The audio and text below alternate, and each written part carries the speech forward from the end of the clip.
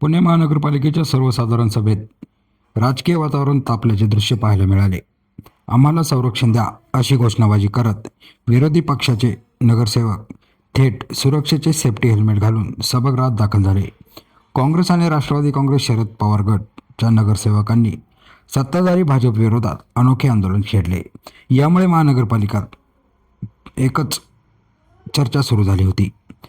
पायऱ्यांवरील आंदोलन संपून सर्व नगरसेवक थेट पालिकेत सभागृहात दाखल झाले. मात्र यावेळी काँग्रेस आणि राष्ट्रवादी काँग्रेस डोक्यात सेफ्टी हेल्मेट घालून आपल्या बाकावर बसले. विरोधकांच्या या अनोख्या पवित्र्यामुळे सभागृहात उपस्थित देखील थक्क झाले.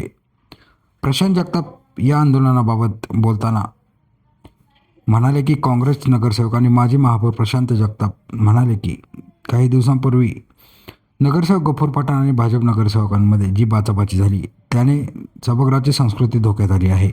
महानगरपालिकेच्या इतिहास सभागृहामध्ये अशा प्रकारच्या मारामाऱ्या कधीही झाल्या नव्हत्या. भाजप चुकीच्या पद्धतीने सभागृहात गोंधळ घालत आहे.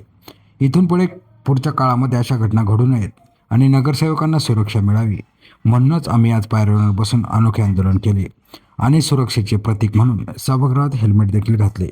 विरोधी पक्षाने घातलेल्या या आक्रमक भूमिकेमुळे महानगरपालिकेतील राजकीय वातावरण पूर्णपणे तापल्याचे पाहायला मिळाले.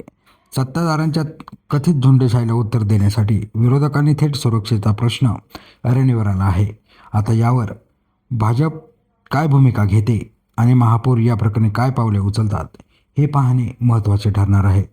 या संपूर्ण प्रकारामुळे सभागृहामध्ये एकच गोंधळ उडाल्याचे देखील पाहायला मिळाले. विरोधकांनी सत्ताधाऱ्यांना चांगलेच धारेवर धरले होते. पुण्यामधल्या अनेक समस्या आहेत त्यावर भाजप कुठल्याही प्रकारचा आवाज उठवताना दिसत नाही आहे. मात्र विरोधकांनी केलेल्या आंदोलनाला मात्र ते कुठेतरी आळा बसवण्याचा प्रयत्न करत असल्याचे विरोधी नगरसेवकांकडून सांगण्यात आले. येणाऱ्या पुढच्या काळात देखील आम्ही आमच्या प्रश्नावर ठाम असणार असल्याचे विरोधकांकडून सांगण्यात आले आहे.